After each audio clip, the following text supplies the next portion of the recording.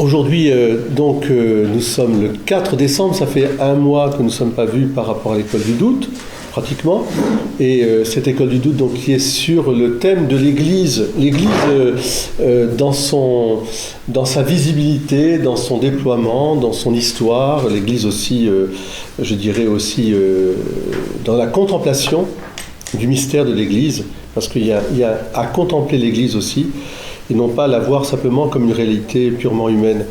Alors, les questions qu'on se pose tous, d'où vient l'Église, comment c'est né, est-ce qu'on était parti de cette idée de Loisy, que le Christ avait prêché le royaume, et c'était l'Église qui était arrivée, comme une espèce de séparation entre le royaume et l'Église.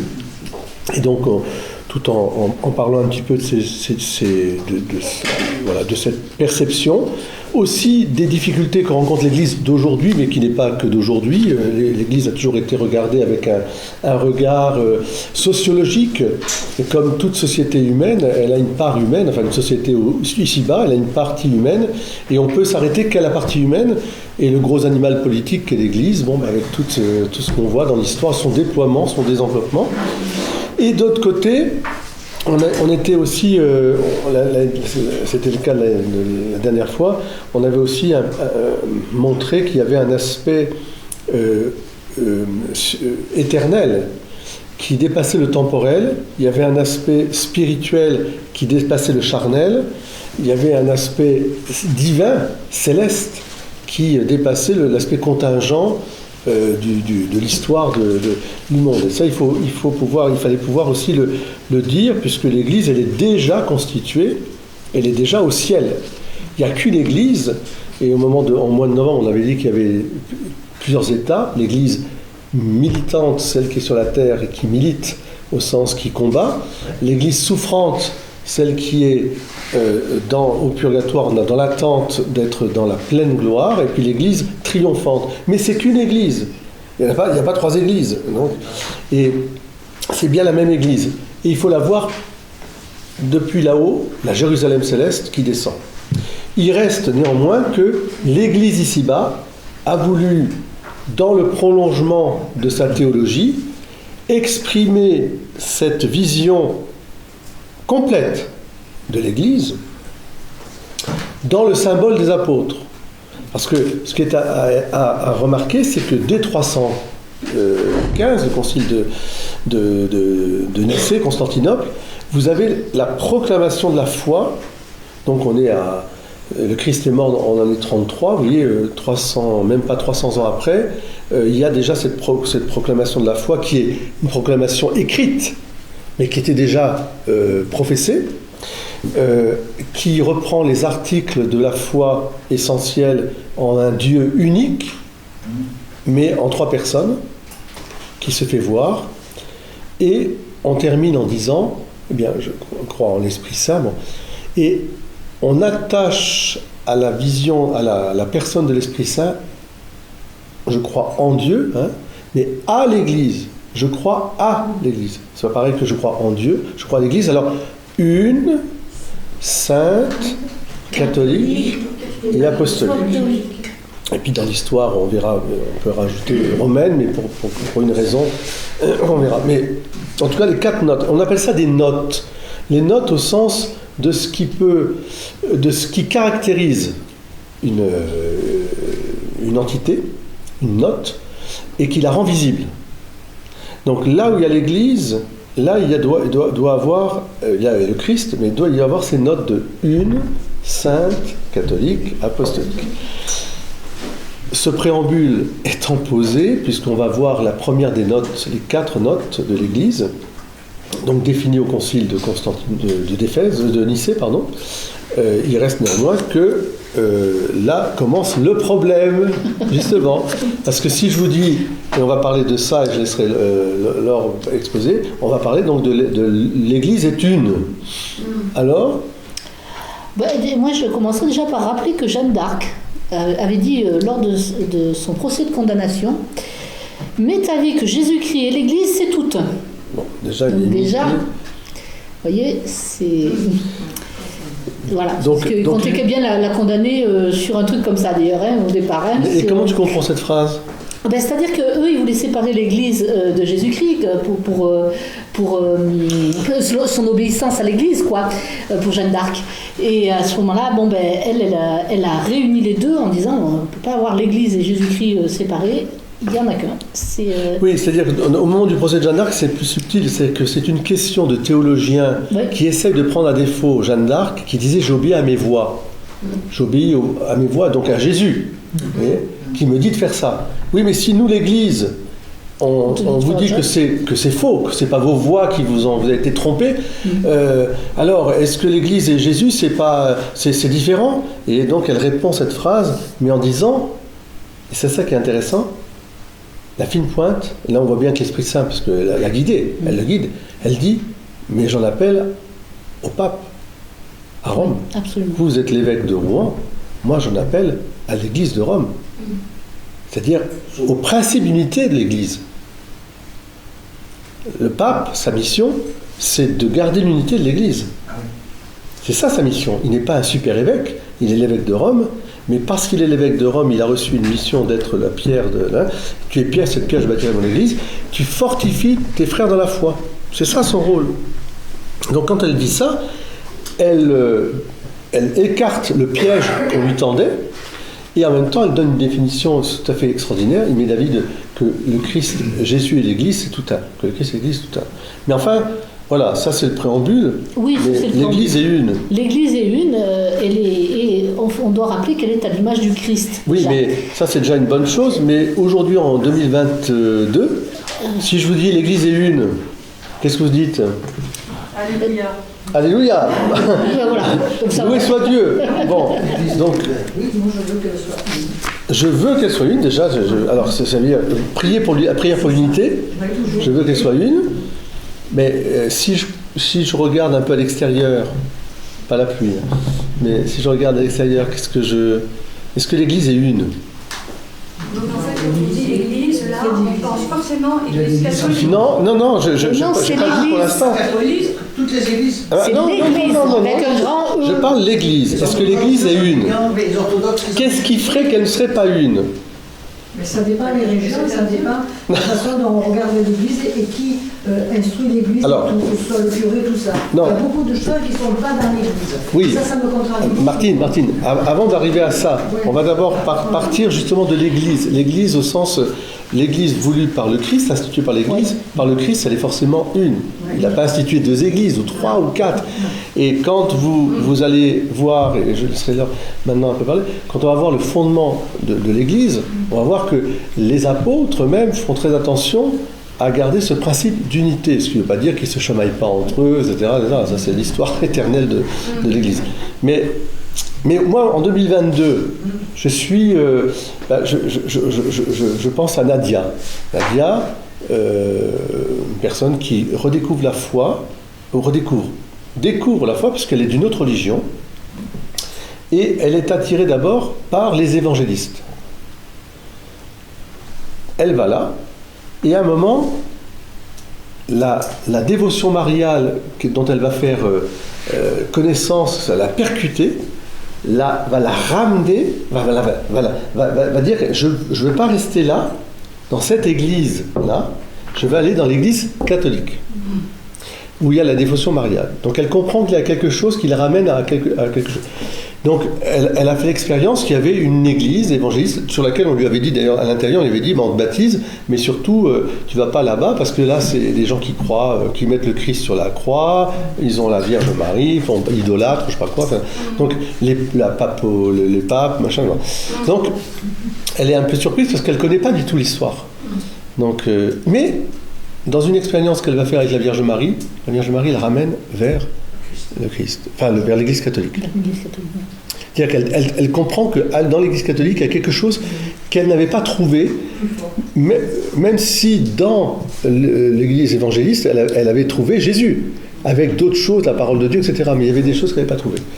Donc la question quand même de l'unité de l'Église reste au cœur de notre préoccupation au XXIe siècle, puisque on a chaque année une semaine pour la prière pour l'unité de l'Église qui rassemble des églises différentes, des églises du Christ, mais qui ne sont pas unies. Donc, il y a quelque chose. Alors, L'unité de l'Église existe, elle est un don de Dieu depuis les origines. Voilà. Et d'abord, Il n'a jamais dit vous serez 250 000 églises, il y aura. Non. Il y a le Christ qui est la tête et l'Église qui est le corps. Voilà, ça ne peut pas être. que vous soyez un comme mon Père et Voilà. moi sommes un. C'est la prière sacerdotale que vous trouvez dans l'évangile de Saint Jean, où il est dit que tous soient un comme toi, Père, tu es en moi et moi en toi, qu'ils soient un en nous, eux aussi, pour que le monde croie que tu m'as envoyé. Et moi, je leur ai donné la gloire que tu m'as donnée, pour qu'ils soient un comme nous sommes un. Moi en eux et toi en moi. Qu'ils deviennent ainsi parfaitement un, afin que le monde sache que tu m'as envoyé et que tu les as aimés comme tu m'as aimé. Donc l'unité, c'est pas une option. C'est pas quelque chose que... Bon, on va en parler comme ça, quoi. Non, c'est ce que le Christ a voulu dès le départ. Elle est à l'image du Fils, hein, avec le Père. C'est ça. D'accord ? C'est pas une simple unité sociale. C'est pas on est une bande de copains, alors on va à la même église. Voilà. C'est pas. Vous voyez ce que je veux dire ? C'est pas un truc qu'on fait ensemble. C'est pas simplement ça. Ça c'est vient vraiment, d'en haut d'abord. Ça vient d'en haut. Hein, c'est vrai que c'est le. Je dis jamais un petit mot, ces 4 notes, une sainte catholique et apostolique, sont des notes qui, à la fois, éclairent l'Église et l'unifient aussi. Enfin, et on ne peut pas les séparer, ces notes. C'est-à-dire qu'il faut, là où est l'Église, il y a ces 4 notes. C'est-à-dire ces 4 rayons qui sortent du cœur du Christ, en fait, elle est une, sainte, catholique et apostolique. Si on peut pas être, on verra, c'est vraiment ça dessine le mystère de l'Église. C'est pour ça que il faut étudier ces notes de l'unité, de la sainteté, de la catholicité et de l'apostolicité pour bien comprendre où est l'Église, où se trouve l'Église. Parce que là où est l'Église, le Christ se trouve. Donc on va voir dans l'histoire évidemment que personne n'a jamais voulu créer une autre Église. C'est l'Église du Christ. Mais dans le temps, il y a des déchirures qui sont faites et qui empêchent quelque part parfois de voir où est l'Église. Parce que, les gens qui sont à l'extérieur disent, C'est ça. Alors l'unité de l'Église venant de Dieu, nul homme ne peut la briser. On peut faire ce qu'on veut. L'unité venant de Dieu, nul homme ne peut briser cette unité. C'est pas possible. On est ou on n'est pas dans l'unité de l'Église. Et pourtant, elle est brisée. Il y a toujours les combats terrestres, je dirais, Voilà. mais l'Église, elle reste... Donc, au fond, ce que veut dire l'or, c'est que c'est d'abord une grâce qui vient de Dieu. Tu es Pierre, c'est Pierre, je bâtirai mon église, mon église, hein, donc c'est une assurance. Et les portes de l'enfer ne prévaudront pas. Ça ne veut pas dire qu'il n'y a pas des tensions, des déchirures, etc. Mais c'est une grâce du ciel, voilà. C'est une grâce du ciel. Pour lequel on doit justement lutter, tout faire pour garder cette vie, qu'on voit la voit vraiment visiblement une. Hein. Donc c'est une unité qui vient du ciel. Ça ne vient pas de nous, parce que nous, on est complètement en désunion. On peut s'aimer les uns les autres plus ou moins, etc. Mais se vivre ensemble dans une même je dirais, orientation de foi. Les tensions sont là. D'ailleurs, toutes les épîtres de Saint Paul, même de Saint Pierre, le montrent. C'est déjà les églises elles-mêmes. Il y a des conflits. Il y a des parce que les opinions sont là, parce que c'est pas l'accueil, si vous voulez, de ce matin. C'est pas l'accueil. C'est une grâce de Dieu justement cet accueil. Comme le Christ vous a aimé. Parce que, voilà. Mais ce sont des notes sacrées qui viennent de Dieu. C'est comme les dons de l'Esprit Saint, si vous voulez. Si j'ai les 7 dons de l'Esprit Saint, ce n'est pas les hommes qui les donnent, c'est Dieu qui les donne. Eh bien, Dieu donne ses notes à l'Église, oui. Bon. Une parenthèse. Vous venez de dire les 7 dons. De l'Esprit Saint, oui. Oui, on a lu Isaïe. Il y a combien de dons? Eh bien, en fait, il y en a un qui se divise en 2. Ah bon? C'est pour ça. C'est la question, on nous la pose toujours, hein, parce que, voilà, sur le don, reposera sur lui le don de crainte, le sagement. Donc, oui. Là, c'est la terminologie que des fois Oui. me dérange. Oui. même à l'intérieur de nous, je lance un défi, et on n'a pas ici, je ne parle pas de... Ici, on n'a pas tous la même église. Hein. D'accord, vous êtes oui, d'accord, vous êtes oui. Bon, d'accord, nous avons tous la même église, mais je vois ça comme une comparaison. Et regardez, il y a l'Ancien Testament et le Nouveau. Oui. À un moment donné, quand les fruits étaient mûrs dans la civilisation humaine, Dieu a choisi un peuple. Dieu a choisi un peuple. Oui, oui. Un seul. Oui. Une comparaison, c'est avec la Judée, avec l'Église. Il a choisi un peuple. Mais à l'intérieur de ce peuple, est-ce qu'il y a eu l'unité? Non. Non. Comparaison avec l'Église. Dieu a fait... Oui. Mais est-ce qu'il y a... Non. On n'a pas tous. Il y a des ramifications. Mais l'Église, je comprends que la volonté de Dieu est une. C'est ça. Voilà. Une. C'est ça que je comprends. Jusqu'à là, ça va. Mais maintenant... Mais ça ne veut pas dire uniformité. Absolument pas. Je ne vais pas parler de ça. Non, non. Non, mais je veux le dire aussi, parce que vous parliez dans l'Assemblée. Mais nous ne sommes pas tous uniformes, c'est vrai aussi. Mais l'unité n'est pas l'uniformité. Voilà. Ce mot unité n'est pas dans l'uniformité. Non, non. Et de toute façon... Mais c'est intéressant, Éloi, de votre point de vue, parce que ça nous permet aussi le temps de Dieu. C'est-à-dire que, d'abord, il n'y a qu'un seul testament. On dit l'Ancien et le Nouveau, mais c'est la même promesse de salut qui engage la fidélité de Dieu. Hein. Et c'est pour ça que c'est très important de garder l'unique testament qui est divisé en deux, parce qu'il y a avant Jésus-Christ et après Jésus-Christ, mais c'est bien le même testament. Et pour l'Église, oui, Dieu s'est choisi une Église, enfin une épouse. Le Christ s'est choisi une épouse, une sainte, sans tache, immaculée, etc. Tout ce que nous dit d'ailleurs Saint Jean, Jérusalem, et accepte et sait très bien, comme dans l'histoire du peuple élu, que cette épouse sera plus ou moins fidèle, infidèle, avec des ruptures, enfin des fuites, etc. Et pour l'Église, oui, ne déchirez pas la tunique, hein, donc la tunique du Christ qui est unique, c'est une image de l'Église, et le Christ sait très bien qu'il va y avoir ces divisions, qui sont des divisions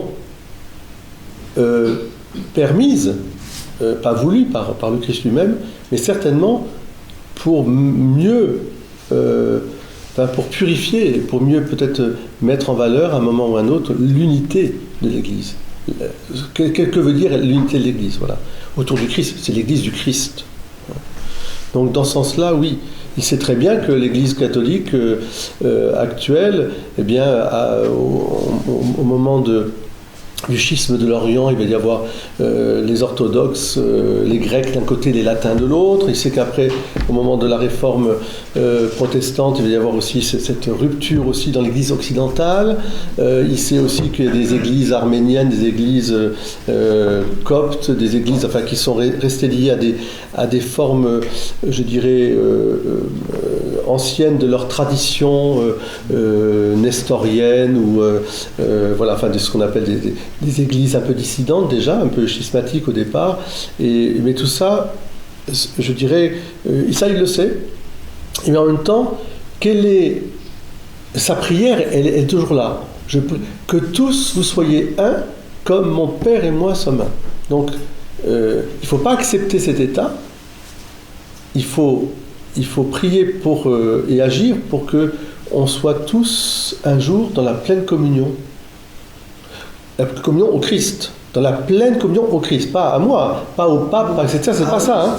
La pleine communion au Christ. Et le Christ a équipé l'Église d'une robe nuptiale qu'il faut détailler pour mieux comprendre là où elle est partiellement présente, cette robe nuptiale, ou totalement présente, ou à recoudre, ou à ravauder, ou à nettoyer, ou à mettre en valeur, parce que en disant ça, je prétends absolument pas que l'Église catholique aujourd'hui aujourd'hui, hein, là, je suis moi catholique et je suis convaincu que c'est l'Église du Christ, hein, mais je suis convaincu aussi que les autres églises qui sont nées à droite à gauche ont un rôle de dissidence, hein, ont un rôle pour que l'Église du Christ apparaisse dans sa pureté, dans sa etc. etc.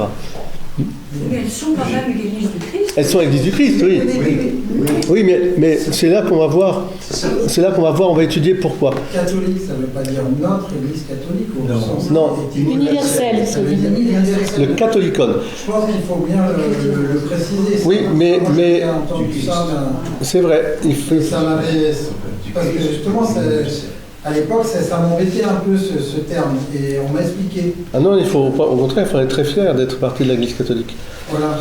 Notre Église catholique. Le terme catholique, comme on dit, je prends l'Église catholique, une sainte catholique, ça ne veut pas dire notre Église qui est catholique, ça veut dire alors, quelque chose de plus. C'est oui et non.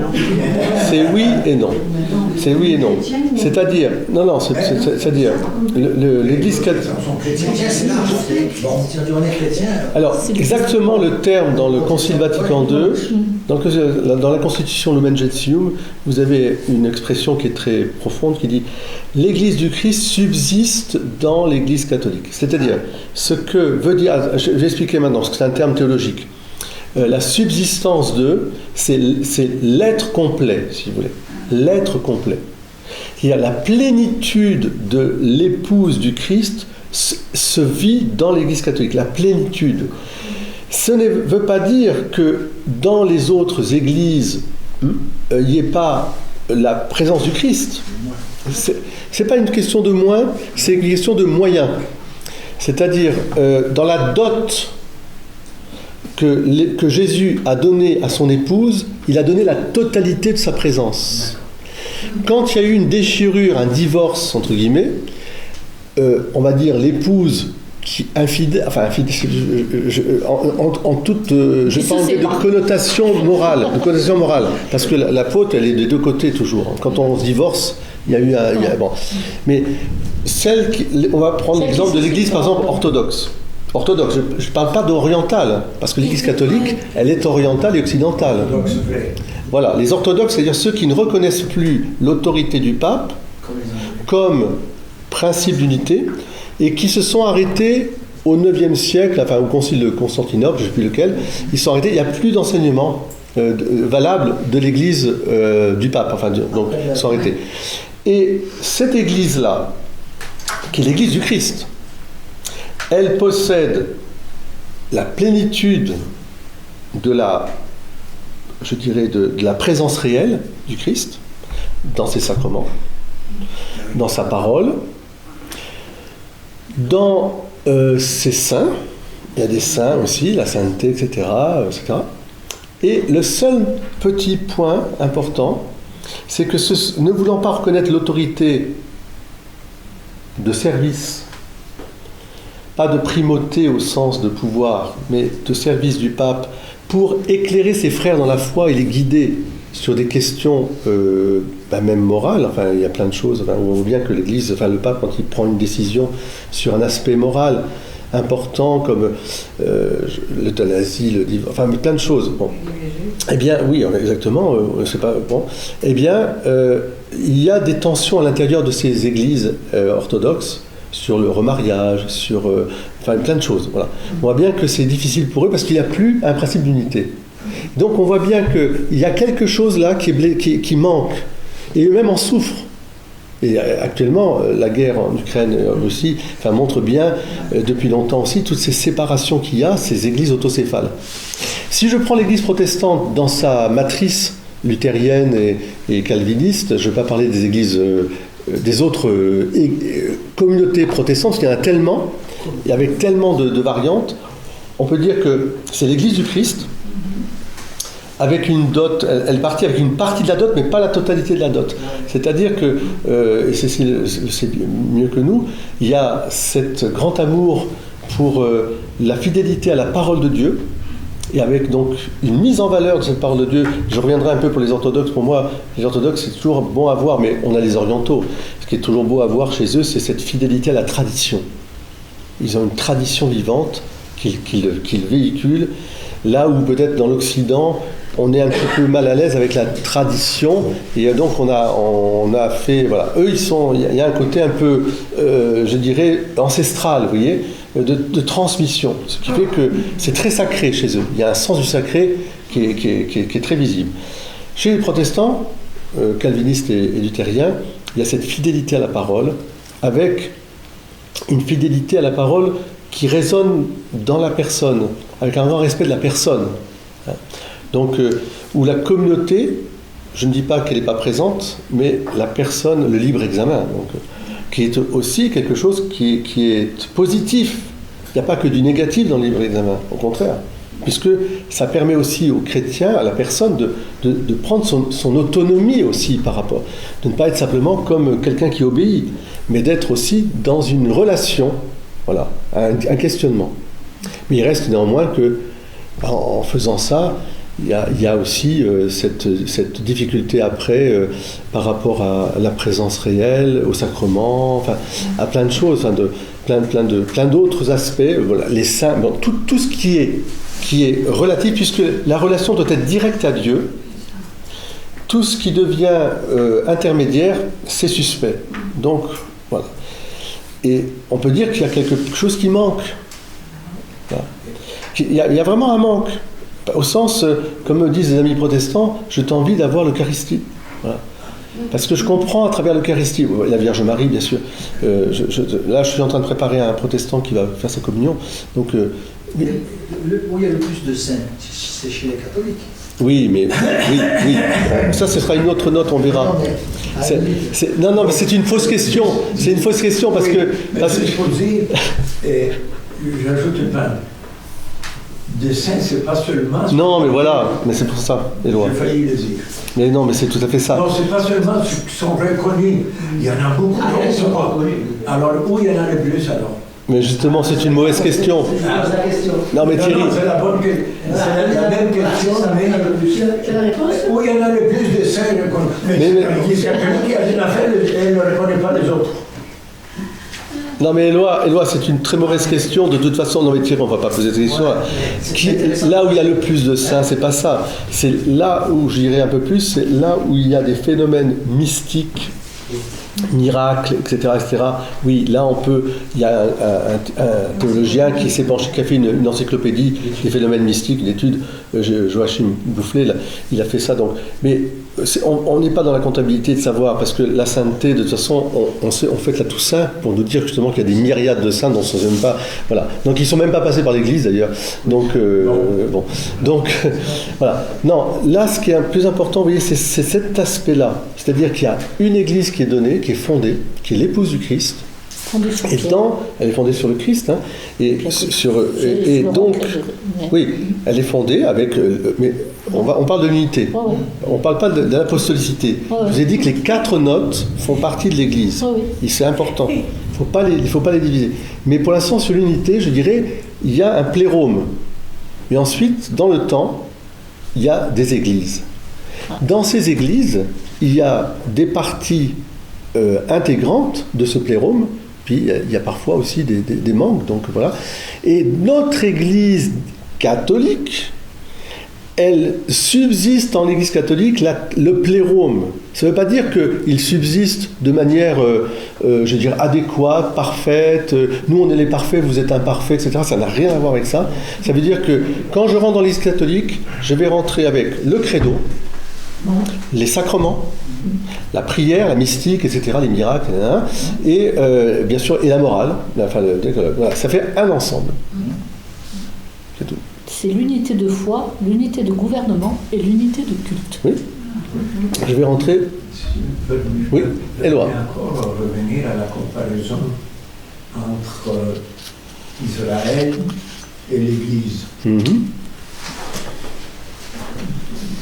Combien de peuples qui ont été choisis par Dieu pour se révéler? Un seul. Un seul. De même, combien d'églises ont été créées par Jésus? C'est la même chose. C'est la même histoire qui se répète. Et de même que dans les peuples choisis, il y a eu des gens qui ont bifurqué, qui ont même nié tout ce que Dieu a fait de grand, ils ont douté, ils ont de même dans l'Église. Mais c'est son peuple, malgré tout ça. C'est le peuple choisi, ça ne change pas. Non. Et de l'autre côté, l'Église du Christ, c'est celle-là, avec tous les problèmes internes. Mais la seule Église du Christ, c'est là où les fidèles aiment Dieu en premier, son prochain comme soi-même. Et ça, c'est pas seulement au sein de l'Église catholique. On connaît là l'unité, c'est pas seulement, c'est pas cet extérieur d'unité. Je ne fais pas que ça revienne, je ne fais pas référence à l'uniformité du non, tout. mais c'était oui. Mais c'est la charité. C'est la charité, oui. Quand on reconnaît quelqu'un comme celui qui vit le commandement, adore ton Dieu et ton prochain comme toi-même, il est dans l'Église du Christ. Je suis tout à fait d'accord. Une seule fois, un seul baptême, un seul Père de Jésus-Christ. Mais quand on va dans l'église, dans les églises protestantes anciennes, hein, c'est tout à fait dans ce sens-là, et on est tout à fait dans cette même ordre d'unité. Si vous avez assisté, moi j'ai assisté soit à des entrées dans l'église orthodoxe, soit arménienne, soit voilà, ils rebaptisent. Ce qui veut dire que le baptême que quelqu'un a reçu dans une église, pourtant au baptême trinitaire, considère que c'est pas l'église, enfin, vous voyez, c'est très violent. Alors que jamais l'église catholique, et l'église protestante aussi, elle reconnaît le baptême qui a été fait. On n'a pas besoin de rebaptiser, on ne rebaptise pas. Sauf chez les adventistes du 7e jour, enfin, il y a toutes les autres sectes protestantes. Ça, c'était vraiment quelque chose qui nuit à l'unité. Parce que, comme vous avez dit, c'est l'unité, une seule foi, un seul baptême, enfin, c'est la charité. Quand je dis la foi, c'est la foi vivante, une foi dans le Christ Jésus. Et ça nous place dans l'Église, on est bien d'accord. Allez enseigner toutes les nations, baptisez-les au nom du Père et du Fils et du Saint-Esprit. Voilà. Vous êtes membres du Christ. Quand, malheureusement, à force de séparation, pour justifier la rupture, qui est souvent des ruptures d'abord de manque de charité, avant d'être des ruptures intellectuelles, on va justifier la déchirure en disant c'est parce qu'ils ne sont pas assez comme ça, c'est parce qu'ils n'ont pas ça, voilà. Et on va justifier. Et alors là, on va avoir des théories de plus en plus qui s'éloignent. Mais je reste c'est très juste que votre comparaison avec l'Ancien, avec Israël et avec l'Église. C'est pour ça que quand on aborde la question de l'Église une, sainte catholique, etc., il faut la voir dans le plan de Dieu, dans cette histoire qui nous est déjà révélée, et être facteur de cette unité, et en même temps bien comprendre, je reviens à cette histoire, à cette image de la dot, l'épouse du Christ. Le Christ l'a doté de toute sa réalité à lui, de toute sa réalité, toute. Et dans le temps, il y a des moments un peu de difficultés et autres. Il faut espérer que ça se résorbera, je l'espère aussi. Et ça se résorbe surtout dans la prière et dans le témoignage, hein, et dans le martyre. La vraie communion de l'Église, c'est toujours faite dans les martyrs. Je prends un exemple. Au moment... on est dans les années 100,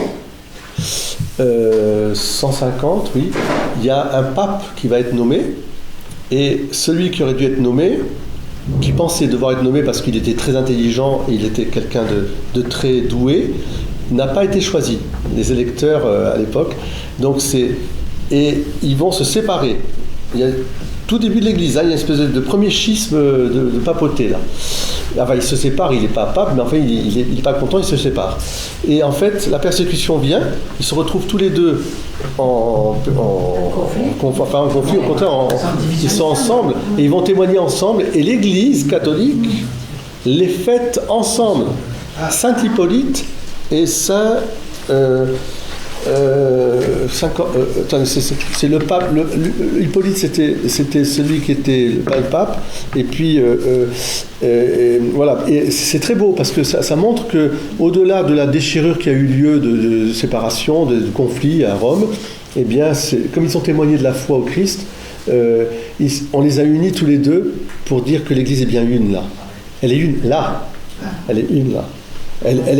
Parfois, il y a des dissensions, etc. Là, j'ai vu ce document rapidement, il y a quelque chose qui m'intéresse vraiment, c'est cette phrase, la diversité peut être une richesse si elle est vécue au nom de la foi. Bah oui. Et là, je pense que moi, j'aurais plutôt tendance, peut-être parce qu'en biologie, on a besoin de diversité. Oui. Et c'est un espèce de dénominateur commun. Et de ne pas forcément se dire, nous les catholiques, oui, je comprends ce que vous voulez dire. on est les meilleurs, parce que mais non. parce qu'il est les communs. Non, je n'ai pas dit ça, laissez-moi terminer. On n'est certainement pas les meilleurs, mais de justement constater cette diversité et puis essayer d'aller chercher ce qui va dans le bon sens tous ensemble, surtout au jour d'aujourd'hui, on a peut-être intérêt à faire ça. Bien sûr. C'est tout à fait d'accord. C'est une évidence. Mais c'est pas une question de s'enorgueillir, c'est une question de proposer, de dire, voilà, le mystère de l'Église catholique, alors là, l'Église catholique au sens, le pape, c'est un mystère c'est une société qui contient, dans lequel subsiste l'Église du Christ, c'est-à-dire dans sa substance. L'Église protestante, c'est l'Église du Christ, l'Église orthodoxe, c'est l'Église du Christ. Mais il y a quelques aspects qui sont un peu en souffrance. Pas au sens du rapport qu'on a les uns avec les autres, par rapport à ce que Jésus a donné. Vous voyez, je vous ai dit, la foi n'est pas simplement une foi sur la parole de Dieu. Elle est une foi de tradition aussi, elle est une foi dans le temps aussi, c'est-à-dire que la foi a besoin d'être aussi éclairée, fortifiée, voilà. Il y a un magistère de l'Église qui est très important, qui guide aujourd'hui. Il y a aussi sur les sacrements, donc on parlait de la sanctification, la famille, la communion des saints, puis moi je trouve que ça c'est quelque chose de l'unité de la famille de Dieu, et le fait que chaque membre est au service les uns des autres, et la découverte que les membres du Christ ne font pas obstacle au Christ lui-même, et qui sont au service de sa présence même. Et puis bien sûr, je dirais la grâce et la foi et les œuvres. Alors là, un autre aspect aussi, la justification par la grâce, mais les œuvres aussi venant comme authentifier aussi, oui c'est ça, les actes, la présence. Voilà. Il reste néanmoins que si on étudie la note de l'unité de l'Église, il faut voir ce que le Christ a voulu que l'Église soit une. D'ailleurs, quand on parle dans l'Évangile de l'Église, c'est pas les Églises, c'est l'Église. C'est avec un grand E. À l'Église qui est à Éphèse. Et les portes de l'enfer ne présenteront pas contre elle. Pas avec un S. Mais c'est pas nécessairement l'Église catholique. Non, mais c'est l'Église, c'est ce que je vous dis. Il n'y a qu'une église. Pour Dieu, il n'y en a qu'une, en fait. Alors, voilà, c'est ça. Alors, essaie de diviser. Ah ben, c'est son job, je dirais. Non, Il y a des gens vis-à-vis de l'Église parce que l'adversaire de l'Église est terrible. Oui, bien sûr. Éloi, On n'en parle pas beaucoup, mais Thierry, vous avez raison, mais Éloi, je dirais si, il faut affirmer que c'est l'Église catholique, puisqu'elle fait partie des 4 notes, vous comprenez ? je le comprends. Ce qui est embêtant dans notre discussion, c'est qu'on s'arrête à je suis protestant, on va dire, moi je suis protestant, toi tu es catholique, toi tu es orthodoxe, moi je sais pas, je suis arménien, est-ce que je fais partie de l'Église ? Oui. On est chrétien. On est chrétien. Non mais attention, est-ce que je fais partie de l'Église ? Oui. Est-ce que ce que propose mon Église orthodoxe, est le plérome de ce que propose le Christ pour l'Église qui est catholique à ce moment-là, l'universalité, c'est-à-dire la totalité, si vous voulez, les aspects du Christ, alors là, il y a une question. C'est forcément la question qui est divisée. C'est-à-dire que pourquoi il y a ces différences ? C'est parce qu'à un moment ou à un autre, dans l'histoire, des hommes ont dit moi je ne te reconnais pas. Alors pour les orthodoxes, c'était la querelle entre les latins et les orthodoxes. Et attention, quand je dis ça, ça ne veut pas dire qu'on n'a pas des torts, que le pape, à l'époque, n'a pas eu des torts par rapport à cet éclatement avec Constantinople. Comme Constantinople aussi a eu des torts par rapport à Rome. Mais c'est l'histoire, c'est comme ça. Et quand Luther prend les armes contre toutes les questions d'argent, enfin, d'indulgence, etc., ça, de rappeler que la parole de Dieu suffit, hein, il dit des choses qui sont justes, et en même temps, a-t-il eu raison en quittant, donc en fondant finalement une église séparée de Rome, qu'est-ce qui s'est fait en fait après, en Angleterre c'est autre chose, ils ont essayé de garder l'appareil de l'église romaine en fait, c'est la High Church, mais chez les protestants luthériens et calvinistes encore plus, il y a vraiment doctrinalement et spirituellement des choses qui vont diverger. On fait la chasse à tout ce qui est prière pour les défunts. Calvin demande qu'on fouette une femme parce qu'elle est allée prier sur la tombe de son mari. C'est la prédestination après, c'est où on est au ciel, on est en enfer, pas besoin de prier. On va vite dans les excès. Voilà, on va dans les excès. Non, mais en disant ça, nous aussi on a nos excès. Hein, donc, je veux dire, la notion même de communion, de communauté des saints, la prière, les saints, bien sûr, les saints, les sacrements, voilà, pas besoin. Moi, je n'ai pas besoin de me confesser. Je me confesse directement à Dieu. Ce qui n'est pas faux, on peut se confesser à Dieu. Et il faut aussi se confesser à Dieu. Mais le sacrement, ce n'est pas nous qui l'avons institué. Vous voyez, tout à coup, c'est qui a institué, qui a doté l'Église de ça? C'est pas l'Église qui s'est dotée. Alors, on va vouloir expliquer, on va expliquer que, soi-disant, c'est au XIIe siècle que l'Église a inventé ça pour pouvoir faire ceci, cela. Vous voyez, et donc, on va justifier le fait que... Et alors, on prend un temps fou en théologie à expliquer que... La réponse, c'est quoi ? La réponse, c'est que justement, il faut revenir à la primitive Église pour voir comment le Christ a constitué son Église. Et c'est pour ça que les notes 1, saintes, catholiques et apostoliques, elles sont essentielles. Parce qu'elles font partie de... C'est comme ça que l'Église l'a fondée, que Jésus l'a fondée. Jésus-Christ... Oui. Jésus avait mis en place, par exemple, le système de la confession et tout ça. Bien sûr, vous voyez, remettez les péchés, à qui vous les remettrez, etc., ils seront retenus. Elle se pratique concrètement. Ah, mais bien sûr, puisqu'il passe par des hommes. Il leur dit d'ailleurs, il souffle sur eux, recevez le don de l'Esprit Saint, les péchés sont remis à ceux à qui vous les remettrez, ils sont retenus, etc. Bien sûr. Mais après, dans l'histoire, on va justifier, on va dire, ce texte-là, on peut l'entendre comme ça, et donc, bien sûr, l'Église, en fait, c'est l'Église nous. C'est l'Église nous. Et comme moi, je suis membre de l'Église, je peux m'adresser à Dieu directement, et Dieu m'entend, etc. Mais c'est sûr que si je reviens à la sola scriptura, je serai protestant, je serai un peu embêté. Parce que, précisément, le principe du protestantisme, c'est de dire que seule l'Écriture compte. Mais dans l'Écriture, était explicitement dit que tu es pierre, cette pierre, je bâtirai mon Église. Bon, là, il faut quand même expliquer ce que ça veut dire par rapport aux autres apôtres. Et puis deuxièmement, là vous parlez du sacrement de confession, mais ça c'est clair. Recevez le pouvoir de pardonner les péchés, oui. Et puis on pourrait prendre d'autres... Saint Jacques qui dit, on fait venir le prêtre faut venir les prêtres pour donner l'onction des malades. Enfin, c'est Saint Jacques, c'est l'apôtre. C'est pas le Christ qui le dit, mais on voit bien c'est la tradition apostolique, c'est des apôtres. C'est pas une invention, vous voyez, des hommes, surtout que ces hommes-là n'étaient pas du tout des théologiens. Non, à part, c'est Saint Paul qui est un théologien, mais les apôtres, c'est des pécheurs, ou des pécheurs publics, ou des pécheurs...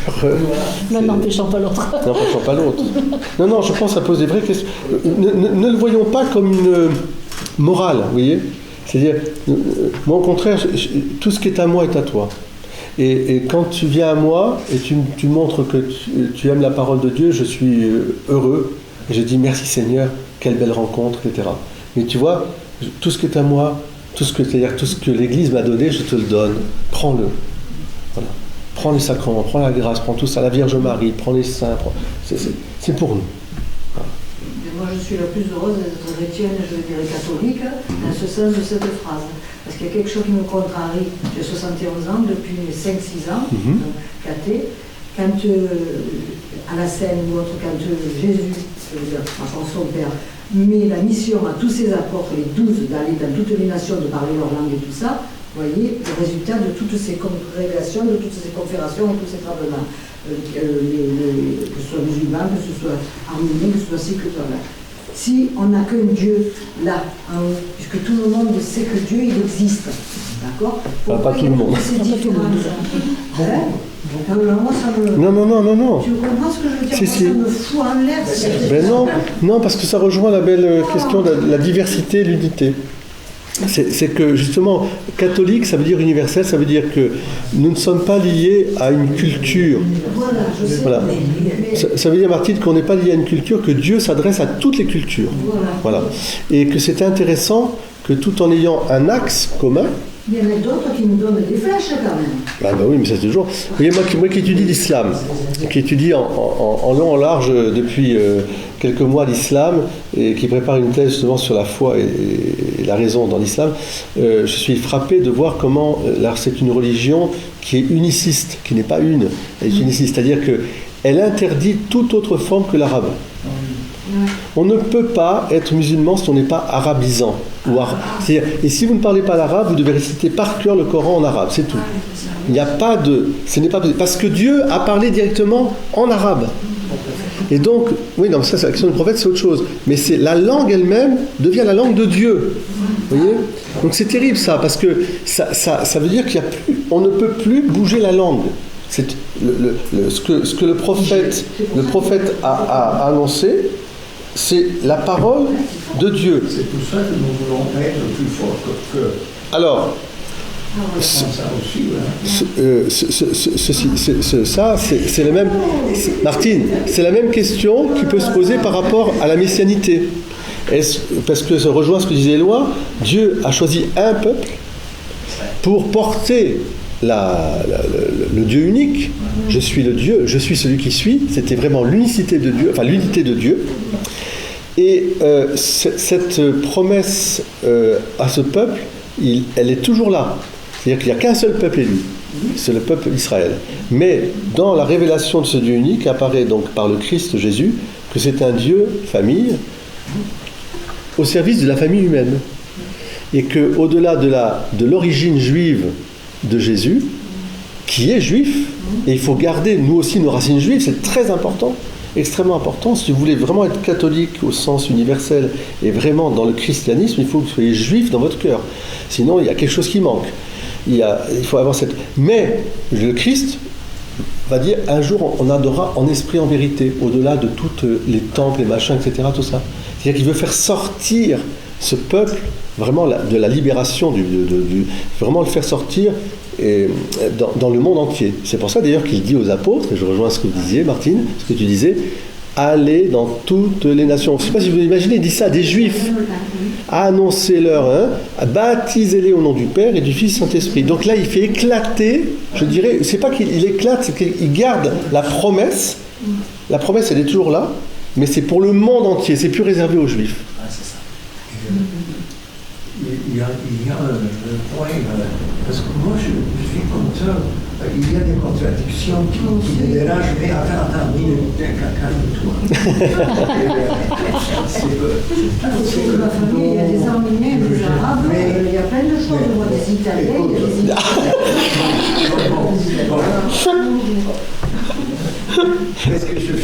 Qu'est-ce que je fais au bon Dieu? C'est ça. C'est ça. Qu'est-ce que j'ai fait au bon Dieu? Mais regarde, c'est qu'il faut être capable de se placer, il y a deux choses à dire. Il faut être capable de se placer dans la peau de l'autre. Attends.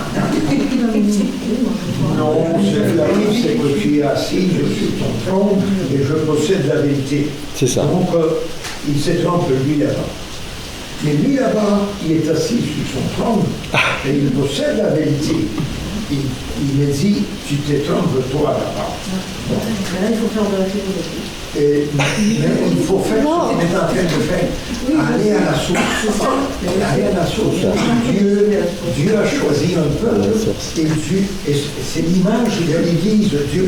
Mais regardez une chose. Il a choisi un peuple. Est-ce que c'est le seul qui a reçu la révélation? Oh là là, qu'est-ce que je questionne là? Est-ce que c'est le seul peuple qui a reçu la révélation? Non. Je veux te donner une preuve. On approche de Noël. Puis il se passe quelque chose qu'on ne peut pas comprendre. Il y a de la difficulté. Et à Noël, il y a la naissance, bien, mais on fait les trois personnages L'image. qui viennent. Est-ce qu'ils parlaient hébreu? Non. Non. C'était toutes les nations. Non, ce n'est pas les Hébreux, ce n'est pas le peuple choisi. Non. Est-ce qu'ils parlaient la même langue entre eux? Non plus. Ils viennent d'Arabie. toutes les nations. Et oui, c'est l'Église de Dieu. Ah oui. Alors, ne tombe pas sur ton monseigneur si tu dis mais il faut remettre en question certaines notions que nous avons à l'intérieur. Si ce n'est pas devant l'Église, il n'est pas bon. Si, mais je ne dis pas ça. Mais je sais qu'il n'y a qu'un seul Dieu, je veux dire, avec nous, on a un seul Jésus qui est descendu là. Pour moi, c'est ma foi en moi. Même à ça, c'est un autre problème. Quand tu prends un musulman, surtout un musulman qui veut se convertir, tu lui parles de la Trinité, mais là tu l'assommes. Ouais. Tu l'assommes parce que. Même quand tu lui parles de Marie, ça ne Mais non, ça c'est plus loin, mais c'est un seul Dieu. Pour lui, c'est un seul Dieu. Avant d'arriver à l'intimité de Dieu, il faut être déjà dedans pour comprendre la Trinité. Sinon, C'est-à-dire, je crois, moi, fréquentant beaucoup et parlant beaucoup avec des croyants, vraiment, le mystère de la famille les touche beaucoup et ils sont très famille. Et ils sentent à travers la famille l'amour. Et si on peut les amener à par là, je dirais doucement, à entendre le message chrétien. Parce que le christianisme pour eux apparaît comme un polythéisme, en fait, souvent, parce qu'ils n'arrivent pas à comprendre effectivement ce qui est incompréhensible, qu'un seul Dieu en trois personnes. Donc moi je dis toujours, mais non, on n'est pas trithéiste, mais pour eux, le péché par excellence chez un musulman, c'est ce qu'on appelle l'associationnisme, c'est-à-dire associer au Dieu unique des éléments créés. Oui, voilà. Pour eux, c'est quelque chose que, parce que Dieu étant l'un créé, il est transcendant. Si je dis qu'il a un lien humain, vous voyez, c'est compliqué pour eux parce que ce Dieu est Dieu. Et Jésus, fils de Dieu, il voit tout de suite ça comme une génération charnelle. Et c'est pas possible pour eux. Et si je dis que je suis un enfant de Dieu, alors là... alors, par le soufisme, parce que dans le soufisme, il y a une tradition aussi, chiite aussi un peu, où ils vont un peu au centre même de la religion, qui est quand même d'aller à la rencontre de Dieu. Parce qu'il y a, comme dans toutes les religions, et y compris dans les religions chrétiennes, qu'elles soient catholiques, protestants, orthodoxes, il peut y avoir du ritualisme. Et donc, chez les musulmans, c'est très marqué. Pour être musulman, il suffit de dire la prière de la profession de foi, au Dieu unique et à Mahomet, son prophète, de faire 5 prières par jour, d'aller à la Mecque, etc. On ne demande pas une adhésion de cœur, si vous voulez, c'est une adhésion extérieure. Je ne dis pas que ça n'entraîne pas une adhésion de cœur pour certains, mais voilà. Et chez nous, ça peut être pareil aussi, il faut faire attention. Là, les sophistes, ils vont vers le cœur en disant non, il faut qu'on rentre dans la communion avec Dieu. Alors avec les tourneurs derviches, enfin, je vous fasse tout ça, c'est... Mais il y a quand même une recherche. Et c'est pour ça que, effectivement, comme dit Éloi, c'est très compliqué pour un musulman au départ. Vous remarquerez que la plupart des musulmans qui viennent au christianisme, ils ne viennent pas par là. Ce n'est jamais par là que ça, c'est possible. C'est une rencontre. C'est-à-dire que leur cœur est touché. Cette petite-là qui est dans sa voiture, qui pleure, il y a son fils qui est... Mais elle a entendu parler, elle a dans la religion Myriam, et ça, ce qui est important pour nous de savoir, c'est que dans l'islam, le prophète Jésus est un prophète, enfin Myriam et Jésus, ils sont très très présents. Très très présents, dans les sourates, dans le Coran. Et il prie. Et elle sait qu'il y a un peu mieux. Puis maintenant, elle est en Europe, elle a vu... Et puis dans cette voiture, elle descend, puis d'un coup, elle voit sur ce rond-point cette Vierge qui lui dit « N'aie pas peur, je suis avec toi ». Et là, instinctivement, c'est comme Gad Elmaleh. Il rentre dans cette église, il se sent attiré, et il ne peut pas expliquer. Et après, on peut lui dire « Oh, mais méfie-toi, son traité, je sais pas quoi ». Il répond d'ailleurs, hein. Il répond, mais moi, c'est très beau, il dit, mais moi je dis simplement ce que j'ai ressenti. J'ai ressenti que j'étais aimé. Donc c'est là qu'il faut garder espérance, bien sûr, hein. Et il faut se situer peut-être à ce niveau-là. c'est assez compliqué parce qu'il y a beaucoup d'interdits, il y a beaucoup de choses, mais c'est par le cœur. Hein. Voilà. Mais revenons à notre propos quand même de l'unité de l'Église. Donc, elle vient de Dieu. C'est un don de Dieu. Hein. Et il faut vraiment, avec un plérôme, voilà, enfin une dot, hein, et voyez-le comme ça. Et quand nous, on va se parler entre nous, il faut vraiment se situer là. Non pas sur des problèmes, toi tu étais avant moi, j'étais après toi, c'est le fils aîné, le fils cadet, c'est toujours les mêmes histoires de la Bible. Hein. Moi je ne veux pas rentrer, et puis pour moi tu ne m'as jamais fait ça. Voilà. Et puis j'ai moi qui ai raison, toi tu as tort. Voilà. Donc, est-ce que ça m'appartient ? Ça ne m'appartient pas. Mais ce que j'ai, je te le donne. Est-ce que je peux t'expliquer ce que je vis ? Et toi, mon frère ou ma soeur, tu vas m'expliquer ce que tu vis. Puis tu vas voir que... Voilà. Et l'unité se fait dans le Christ. Dans le Christ. Il faut demander à l'Esprit Saint vraiment de lui cette unité. C'est pour ça que je reviens au sermon de ce matin. L'accueil est essentiel. C'est avec la simplicité de Dieu, c'est la vertu de Dieu, l'accueil. Que si Dieu n'était pas accueillant, on ne serait pas là de toute façon. Donc Dieu est toujours en train d'accueillir. Est-ce que Dieu rejette ses enfants ? Aucun de ses enfants, il les rejette. Aucun. Depuis le pôle Nord jusqu'au pôle Sud. Hein ? Jamais vous pensez qu'il serait en train de dire bah, toi t'es nul, je te rejette, etc. C'est pas possible. Parce que si Dieu est Dieu, il n'est qu'amour. Si Dieu est Dieu, c'est un Père. Il se désole, au contraire, de nous voir comme ça. Il se désole évidemment de voir certains qui quittent, quelqu'un qui s'éloigne, mais il se désole encore plus de nous voir nous entretuer, les écharper, les guerres, et en plus au nom de Dieu. C'est la pire des choses encore. Bah oui, les guerres de religion, malheureusement, mais pas contre chrétiens, enfin entre chrétiens, puis entre, voilà, au nom de Dieu. Donc c'est l'accueil. Mais l'accueil, ça veut dire qu'il faut se laisser accueillir d'abord par Dieu. Il faut se laisser accueillir par Dieu. Si tu peux accueillir ton prochain, c'est que tu l'accueilles, tu es libre. Parce que il y a Dieu qui est là, tu es avec Dieu. Qu'est-ce qui peut t'arriver ? Mais tu es différent, ben je t'accueille. Viens, apporte-moi ta richesse. Est-ce que je peux te parler de ce que je vis ? Voilà. Ça ne veut pas dire que sur un plan théologique, sur un plan doctrinal, biblique, des spécialistes vont se pencher sur telle question, puisque on va dire, mais non, attendez, nous on pense que ça ne veut pas dire ça, etc. Voilà, donc laissons ça aux spécialistes. Mais nous devons être vraiment convaincus de l'Église est une, l'aimer pour ça, elle est sainte, l'aimer pour ça, elle est catholique, l'aimer pour ça aussi. Catholique et bien comprendre ce que ça veut dire justement.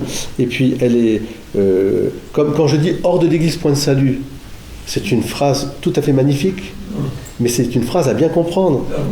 Mais elle est magnifique, ça veut dire hors de l'Église, ecclésia, point de salut, ça veut dire le Christ donne sa grâce à travers un corps qui est le corps finalement qu'il a constitué. Aucune grâce ne passe dans le monde entier sans passer par l'Église dont le cou, si je puis dire, est Marie. Voilà. Mais ça ne veut pas dire qu'elle exclut. Non, mais je veux éclairer alors. Hors du Christ, point de salut. Oui, et ah, ben là, tu viens de dire oui, Christ, hors, Église. Non, mais c'est tout un. C'est tout un. C'est tout un. C'est tout un. Voilà. Mais Église, et ici-bas. Concept Église, mais, quand c'est dit comme ça, moi je pense non. Aux gens qui sont là, c'est pas vrai, c'est une image. Avec des mitraillettes, si tu te mets à côté de toi, tu... Eh ben non, mais justement, ça c'est une fausse conception. Mais ça... Tu n'es pas associé à un évêque, un prêtre, à l'église, tu es hors de l'église. Non. Ça, tout à fait. Je suis d'accord, je vais finir par être d'accord avec la phrase, mais hors du Christ, point de salut, oui, je le prends. Eh ben je prends les deux. Mais parce que je vais expliquer. Quand j'accepte que l'Église et Christ. Non, je vais aller un peu plus loin. Je vais dire que ici-bas, c'est un peu comme on est parti le mois dernier en disant où est l'Église ? Je la vois où ? Ah, il y a un clocher. Voilà, tu vois, tu as dit, il y a un clocher, etc. Donc, il y a un aspect visible qui est important. Et donc, Dieu a voulu que ça passe par cet aspect visible. Mais ça ne passe pas au sens où toi, tu dois être forcément dans pour l'avoir. Toutes ces grâces passent par. C'est un peu comme la Vierge Marie à la rue du Bac. elle est là sur le monde. Jésus lui donne les grâces, parce que c'est pas Marie qui donne la grâce, c'est Jésus. Et elle rayonne sur le monde entier. Pour le monde entier.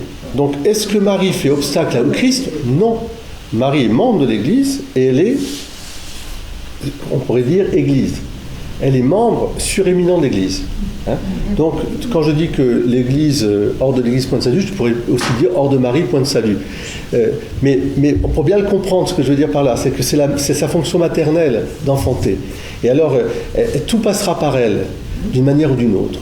Mais pas parce que je l'aurais reconnu forcément, ou j'aurais été, comme tu dis, avec un évêque, un prêtre, etc. Non. Mais c'est un cadeau. Moi, je vois l'Église comme le corps du Christ, donc comme un cadeau de Dieu, comme une visibilité de Dieu, comme un instrument du salut. C'est tout. Instrument du salut. Mais pas un pouvoir. Ce qui est terrible dans l'organisation des églises, dans l'organisation de l'Église, on le sait bien, c'est que dès qu'il y a des organisations humaines, il y a la difficulté de la pesanteur, de l'administratif, du pouvoir, donc de l'argent, enfin, et tout ça, et qui fait que ça devient terriblement compliqué à garder dans son regard que le Christ est là. Il y a tellement d'hommeries, pour pas dire de conneries, que c'est d'histoires sanglantes, d'histoires de péché, de mal, etc., que tu te dis mais c'est pas possible. Et pour autant, ce serait catastrophique d'éviter de rejeter ça, puisque le corps du Christ est un corps qui a été crucifié, criblé de tout sens. C'est pas un corps beau au sens sans péché. Il a été transfiguré par tous les péchés du monde entier. Le Christ, c'est nos péchés qui l'ont blessé. Et il les a guéris par son amour. Voilà. Un de mes grands défauts, c'est de prêter aux autres et de les penser à moi. Et quand j'entends hors de l'Église, je pense que les gens ici pensent hors de l'Église catholique, il n'y a pas de salut. Bon. Et il y a cette chose-là qui m'interroge, c'est que Dieu s'est révélé au peuple hébreu. Oui. Et pourtant, les mages ne sont pas dans le peuple hébreu. Et ils ont eu la révélation de la naissance. Oui. Oui. Ils ont suivi. Mais allez au bout, Éloi. Vous n'allez pas au bout. Oui, mais non, si tu me parles, je te vois. Éloi, allez au bout. Voilà, hors de l'Église. Qu'est-ce qu'on veut dire par Église dans cette phrase hors de l'Église? C'est-à-dire... Pour moi, j'imagine que vous pensez que c'est l'Église catholique, hein? Non. Non. Ah non. Ah, mais voilà. Ils sont devant le Christ. Ils sont devant le Christ ce jour-là. Oui. C'est le Christ. Oui. Vous avez été guidés. Oui.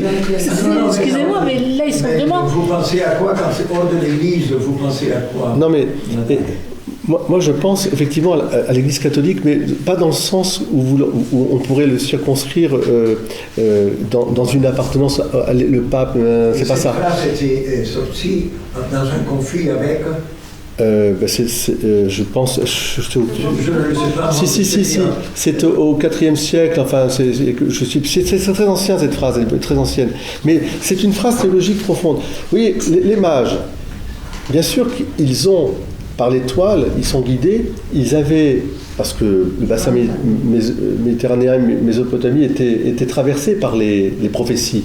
Parce qu'il y a des prophètes partout, et notamment la naissance d'un sauveur, vous savez. Donc, cette naissance les conduit juste là. Au Christ.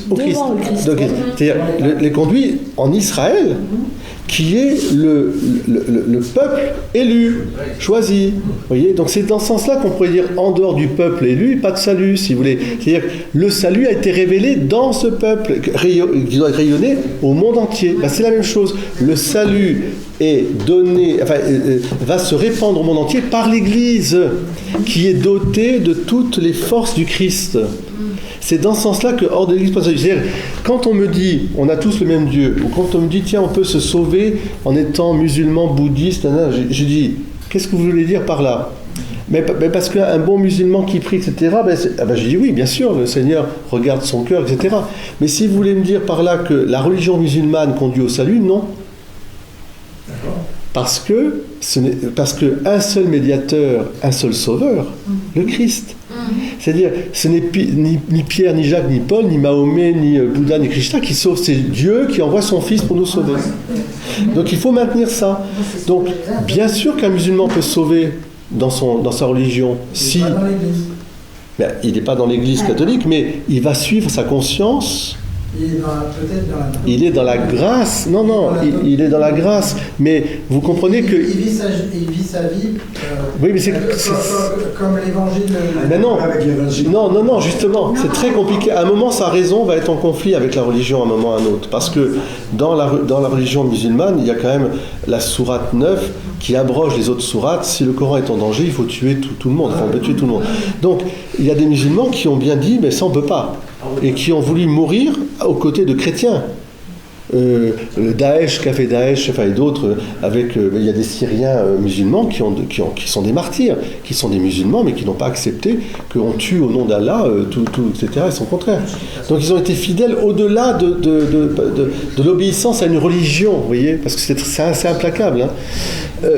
Un bouddhiste ou autre, il va avoir une relation personnelle, philosophique, enfin c'est plus une religion, je dirais, c'est un culte des anciens surtout, et dans cette philosophie, il y a une façon de s'adresser au Créateur, au Tout-Puissant. Bon, voilà, je ne parle pas des moines, hein, mais je parle des gens qui pratiquent.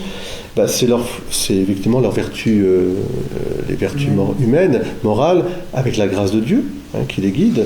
Donc bien sûr, mais moi, je leur dirais, je vais arriver en tant que catholique en disant, tout ce que vous percevez, tout ce qu'il y a de vrai, de bon, etc., eh bien le Christ l'a accompli. Il n'est pas venu abolir, il a accompli, vraiment, et il vous donne les moyens pour.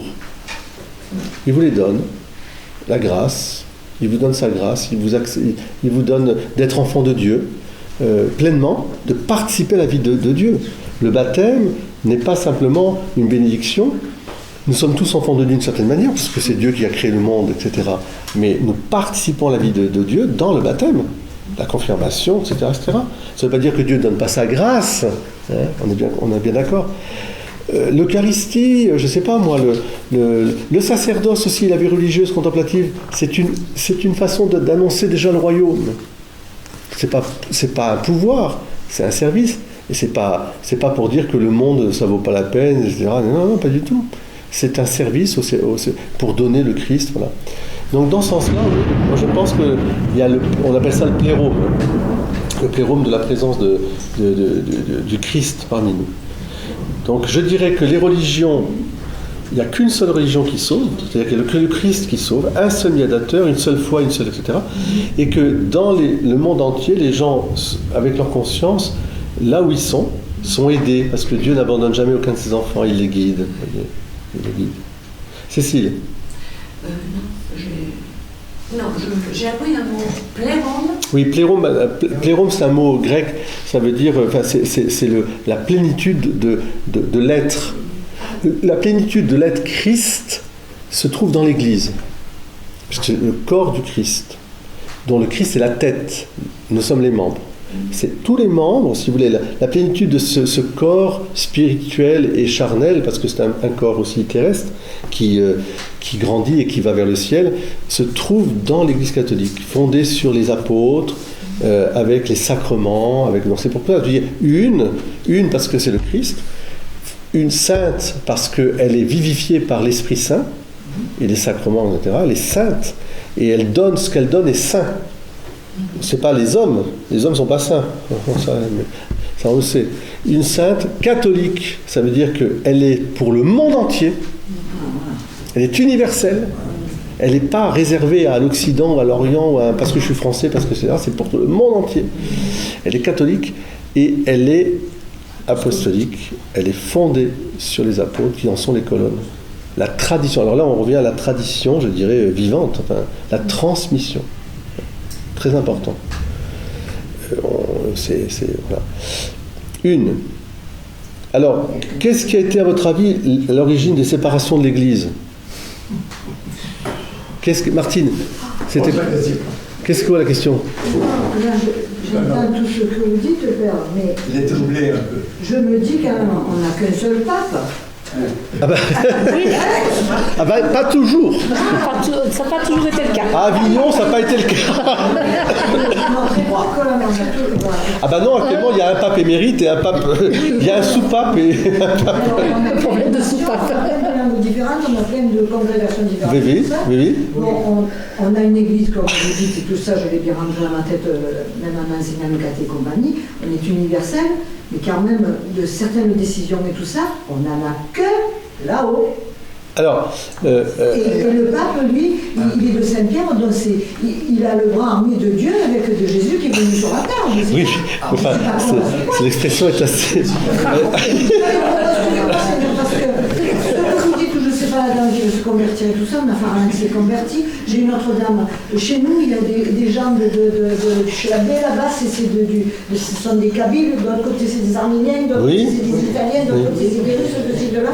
Moi je suis née dans le lit de mon père et de ma mère. Et d'un côté de notre dans le de Lourdes, tout ça.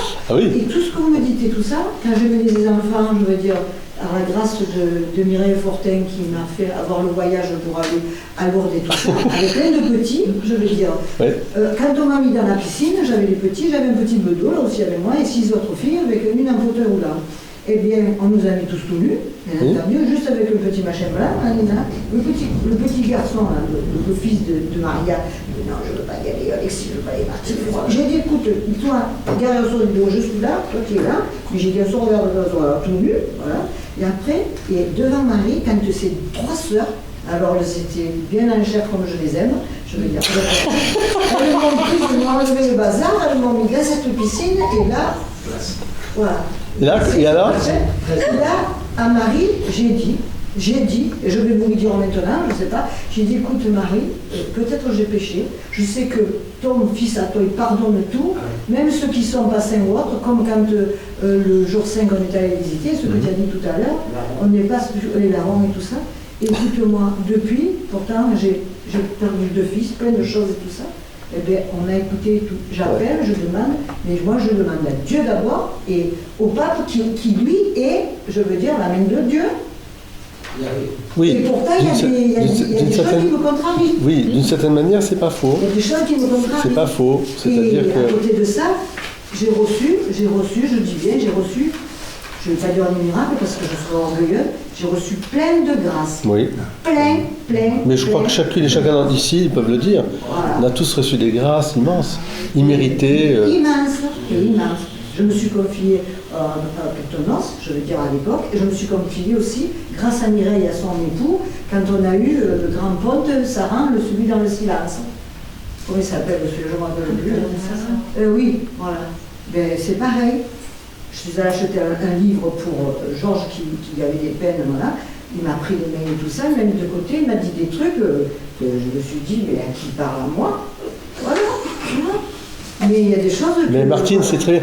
Ça, c'est une expérience qui est à la fois personnelle, oui, mais qui rejoint la plupart des expériences, attention, hein, on est bien d'accord. Donc, considérez bien que si le Christ a choisi ses 12 apôtres, et qu'ensuite il a institué l'Église avec les disciples, les 12 apôtres, qu'il a dit, Pierre, tu es Pierre, sur cette pierre, je bâtirai mon Église, je bâtirai, il n'a pas dit, tu es l'Église, je bâtirai mon Église sur cette pierre, c'est la pierre angulaire de l'Église, d'accord? Et Christ étant le plérome, enfin la totalité de l'Église, c'est bien le Christ. Il y a les autres évêques, il y a les disciples, on est tous l'Église en fait, on est tous des cailloux, des pierres de cette Église. C'est pour ça qu'il faut bien le voir, mais il y a quand même un corps mystique avec des services différents. Pierre, il n'en reste pas moins que Pierre a un rôle, je vous l'ai dit au départ, d'unité.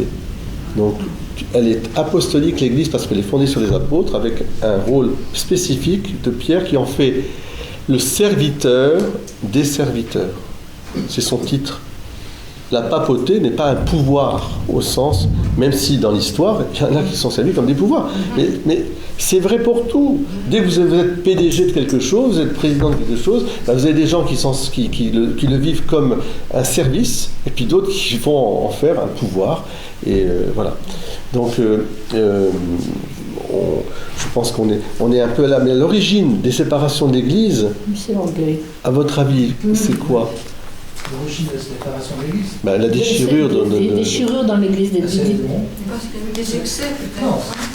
C'est l'orgueil, il prend le premier contre l'orgueil. C'est une différence aussi, je ne sais pas. C'est-à-dire, l'origine, C'est Satan. à l'origine, de Lucifer, pardon.